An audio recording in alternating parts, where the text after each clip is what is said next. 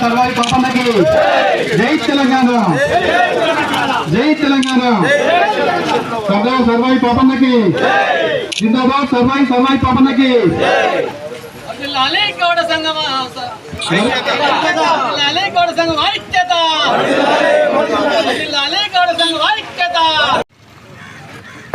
పొగలంపల్లి రామగౌడ్ని సదాశివుడు సన్మానించాల్సిందిగా కోరుతున్నాం.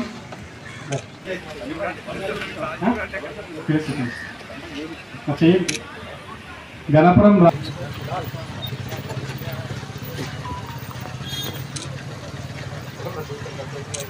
అంజయ్ డాక్టర్ని సన్మానించవలసిందిగా బోర్డోడ్పల్లి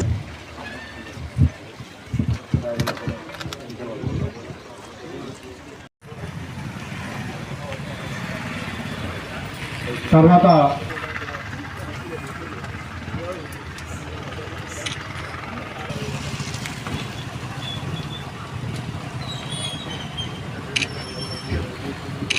అలాగే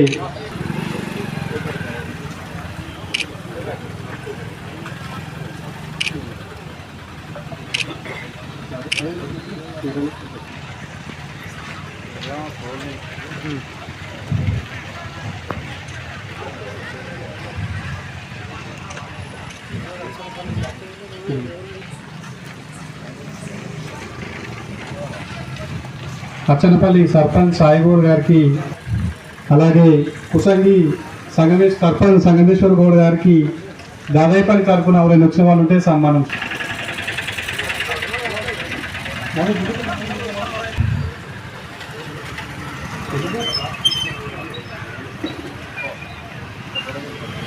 తర్వాత ఎల్లంపల్లి అలాగే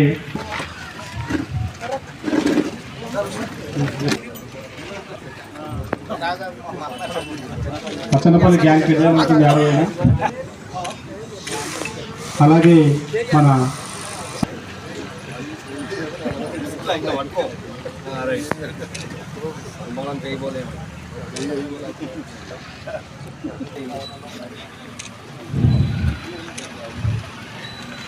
ఇప్పుడు తంపూరు లక్ష్మణ్ని బూడగట్టు వారు సన్మానించాల్సిందిగా కోరుతున్నాం. బూడగట్టు ఉన్నారా? రూపొందించినటువంటి మిత్రులందరికీ ప్రత్యేక ధన్యవాదాలు. ఇకపోయినటువంటి పెద్దలు రాజన్న గారు, భక్తులు, అధినేతలు అందరికీ స్వాగతం. వాస్తవానికి మనం ఆంగ్లేయుడి స్వరాజ్యాన్ని సాధించుకున్నది 47 అయినా ఈ నేను, నా దేశం, నా ప్రజలు, మేము అనగారినటువంటి బలహీనమైనటువంటి దళిత వర్గాల్లో బలహీన వర్గాల్లో ఉండి అప్పటికే ఉన్నటువంటి పాలకులు అంటే ఎవరైతే ఉన్నత వర్గానికి సంబంధించిన వాళ్ళు ఉన్నారో వాళ్ళ యొక్క పరిపాలనలో ఎంతో అణగారిపు అడిగిపోయి అష్టకష్టాలు పడి అవస్థల పాలై కష్టపడేది వాళ్ళైతే దాన్ని విలాసవంతమైనటువంటి బ్రతుకులు బతికేటటువంటి వాళ్ళు వాళ్ళ చెప్పు చేతుల్లో ఎంతవరకు బతకాలి అనేటువంటి ఆలోచన తొలిగా మొట్టమొదలు ఏవైతే స్వతంత్రోద్యమానికి మిగిలినటువంటి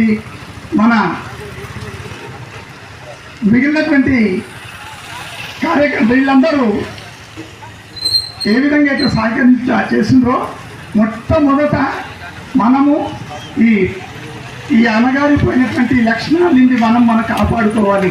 మనల్ని మనం నడుచుకోవడానికి పాలకులైనంత మాత్రాన, వాళ్ళు పుత్తందారులైన మాత్రాన వాళ్ళు మనపైన పెద్దరికం ఎందుకు? మనం కష్టపడుతున్నాం, దాని యొక్క ఫలితాన్ని మనం అనుభవించాలి తప్ప మనం ఎంతకాలంగా, మనము మన పిల్లలు ఎంతకాలంగా ఈ బతుకులు బతకాలే, ఘోరమైనటువంటి బతుకులు బతకాలనేటువంటి మొదటి ఆలోచన ఎప్పుడో 1650లో జన్మించినటువంటి మన పాపన్న గౌడ్ గారికి వచ్చినటువంటి ఆలోచన. అదే రాను రాను కాలక్రమంలో మార్పులు చెంది ఎంతోమంది సీతారామరాజు లాంటి నాయకులు, తర్వాత భగత్ సింగ్ లాంటి వారు ఎవరైతే తమ ఆత్మను తన ప్రాణాన్ని సైతం పణంగా పెట్టి మరి బలిదానాలు చేసి మన స్వాతంత్రాన్ని సమకూర్చుకుంటే మొట్టమొదటి అంకురోత్పత్తి బీజము అక్కడి నుంచి మొదలు 1650 నుంచి 1600 ఆ కాలంలో మరి అప్పటికి ఉన్నటువంటి పరిపాలన, అప్పటికి మరి మొగలాయి పరిపాలన నడుస్తుంది. అప్పుడు వాళ్ళు చెప్పిందే వేదం, ఎదిరించడానికి ఎవరికి శక్తి లేదు, మాట్లాడడానికి కూడా లేదు. మిగిలిన వాళ్ళందరూ సామంతులుగా బతుకుతున్నారు తప్ప ప్రశ్నించే హక్కు ఎవరికి లేని పరిస్థితుల్లో సాధారణ కుటుంబంలో పుట్టి ఆయన ఆలోచన సత్వం 12 వివిధ వర్గాలకు చెందినటువంటి 12 మంది సన్నిహితమైనటువంటి మిత్రులతో కలిసి ఈ వ్యతిరేక ఉద్యమాన్ని వ్యతిరేక ఉద్యమాన్ని ప్రారంభించి 12,000 మందికి వాళ్ళని సర్వస్వాన్ని త్యాగం చేయగలిగినటువంటి వాళ్ళను సైనికులను తయారు చేసి మొగలాయి సామ్రాజ్యాన్ని గోలకొండ కిలా పైనే మొట్టమొదటిగా మరి జెండా ఎగరవేసినటువంటి మహనీయుడు, దేశభక్తుడు, అంతటి గొప్ప వ్యక్తి మన అద్భుతమైన భవిష్యత్తు. ఆ తర్వాత కాలక్రమంలో మారి తర్వాత మన స్వతంత్రాన్ని సాధించుకున్నా కూడా అంతటి మహా వ్యక్తి యొక్క అంతటి కష్టపడి అంత ప్రాణాలు తెగించినా కానీ మన దగ్గర వాళ్ళ యొక్క అట్లాంటి వాళ్ళు చాలామంది యొక్క చరిత్రలు ఇప్పటి వరకు ఇంకా మనం కాదు మన తర్వాత తరానికి కూడా తెలవాల్సిన ఆవశ్యకత ఎంతో ఉంది. కానీ ఇప్పటి వరకు అవి వెలుగులోకి రాలేదు. కారణం ఏంటి? అది అట్లా మరుగున పడిపోవడం జరుగుతుంది. ఈ సందర్భం నేను ప్రత్యేకించి నేను విజ్ఞప్తి చేసేది ఏంటంటే, అట్లాంటి వాళ్ళు ఎవరైతే మరుగున పడి ఉన్నటువంటి చరిత్ర ఉన్నాయో వాళ్ళనందరినీ కూడా మనమే కాదు, రేపు మన తర్వాత తరానికి కూడా మన వాళ్ళు, మన కుటుంబం, మన సంఘం, మన కులము, మన దండం నుంచి ఇంతమంది ఆనాడు చేసినటువంటి వాళ్ళు అందించినటువంటి సేవలు, వాళ్ళు చేసినటువంటి శ్రమ, దాని ఫలితమే ఇవాళ మనం ఈ సంపూర్ణమైనటువంటి స్వతంత్రాన్ని అనుభవిస్తున్నామని తర్వాత తరానికి కూడా తెలవాలంటే వాళ్ళ యొక్క ఏదో ఒక ఆ విగ్రహ రూపంలో అనుకోండి, లేక ఖచ్చితంగా మనం వాటికి ఏర్పరచాల్సిన ఆవశ్యకత అంతా మనకు ఉన్నది. ఎప్పుడైతే వాళ్ళు చెప్పడం వాళ్ళు చేసినటువంటి ఆ సూచనల్ని, వాళ్ళు ఇచ్చినటువంటి సలహాల్ని మనము ఆచరించి త్రికరణ శుద్ధిగా మనం ఆచరించిన నాడే నిజంగా ఆయన చెప్పిన మాటలకి వాస్తవికత ఉంటుంది. కాబట్టి మనం తప్పకుండా ఈ సందర్భంలో మన అందరికీ నేను సంఘ సభ్యులకు అందరికీ నేను మీకు విజ్ఞప్తి చేయడం ఏంటంటే, తప్పకుండా మీ సదాలోచన దాన్ని సంపూర్ణం అవ్వడానికి మా వంతు కృషి తప్పకుండా చేస్తాము.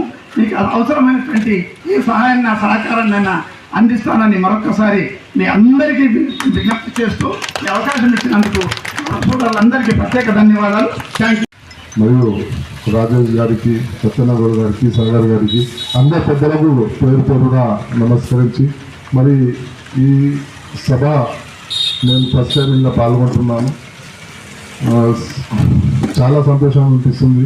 ఎందుకంటే ఇట్లా మహానీయుల జన్మదిన సందర్భాలు మనం అందరు కలిసికట్టుగా వాళ్ళ జన్మదిన సందర్భం చేస్తే మరి వాళ్ళ గురించి వాళ్ళు ఎట్లా పోరాడారు, మరి ఎవరి కోసం వాళ్ళు వాళ్ళ త్యాగాలు చేసినది పెద్దల ద్వారా అందరికీ తెలుస్తుంది. కాబట్టి చాలా సంతోషం అనిపిస్తుంది. మరి అదేవిధంగా విగ్రహ మాట ఇప్పుడు చెప్పిన పెద్దలు, మరి మా సహకారం కూడా, మా వంతు ఏదైనా సహకారం ఉంటే మేము కూడా ముందు వచ్చి ప్రజా పాపన్న గారి విగ్రహంకి ముందు ఉంటామని తెలుస్తూ ఈ అవకాశం ఇచ్చినందుకు ధన్యవాదాలు. కార్యక్రమానికి అధ్యక్షత వహించినటువంటి పెద్దలు రాజన్న గౌడ్ గారు, అదేవిధంగా మా మేజర్ గ్రామ సర్పంచ్ సుధాకర్ సార్ గారు, గురువర్యులు రమేష్ గారు, సుధాకర్ గారు, సంగమేశ్వర్, పాపయ్య, భాస్కర్ మరియు అందరూ మిత్రులందరూ సలీం మరియు ఈ మండలంలో నుండి వివిధ గ్రామాల నుంచి ఇచ్చేసినటువంటి గౌడ మిత్రులందరికీ కూడా నా యొక్క నమస్కారాలు తెలియజేస్తూ చాలా సంతోషం. మొదటిసారిగా అంటే ఇంత గౌడ గ్రామాల్లో ఉన్నటువంటి గౌడ కుటుంబాలంతా ఒక వేదిక మీదకి వచ్చి సర్దార్ సర్వాయిరాయ్ పాపన్న గారి యొక్క జయంతి సందర్భంగా మరి మొట్టమొదటిసారిగా మండల కేంద్రమైనటువంటి టేక్మాల్ చౌరస్తాలో ఇంత ఘనంగా నిర్వహించినందుకు మరి నేను కూడా ఎంతో గర్వపడుతున్నాను. అదేవిధంగా ఈ సభకు పిలవగానే ఇచ్చేసినటువంటి వేదికపై ఆశీనులైనటువంటి మేజర్ గ్రామ పంచాయతీ మా గురువారైనటువంటి ఇండియన్ సుధాకర్ సార్ గారికి, కాంగ్రెస్ పార్టీ మండల అధ్యక్షుడు నిమ్మ రమేష్ అన్న గారికి, బీఆర్ఎస్ పార్టీ మండల అధ్యక్షుడు వీరన్న గారికి, మాజీ సర్పంచ్ భాస్కర్ అన్న గారికి, అచ్చనపల్లి రాజన్న గారికి, సంగమేశ్వర్ గౌడ్, మహేష్ రెడ్డి, భాస్కర్, అదే లచ్చగౌడ్, మరి సలీం భాయ్, పేరు పేరున వివిధ గ్రామాల నుంచి వచ్చినటువంటి గౌడ సంఘ కులసులందరికీ నా నమస్సుమాంజలి. మరి ఆనాడు సర్దారు సర్వారాయ్ పాపన్న గౌడ్ అణగారిన బడుగు బలహీన వర్గాల హక్కుల కోసం, అణగారిన వర్గాల పోరాట కోసం, మరి వారి ఆశయాల కోసం ఆ యొక్క వాళ్ళు బహుజనుల అధికారం కోల్పోతారని తన యుక్త వయసులోనే తన కుల వృత్తిని అయినటువంటి కళ్ళు గీత కార్మికుడైనటువంటి సర్దార్ పాపన్న గౌడ్ తన వృత్తిపరంగా తన వృత్తిని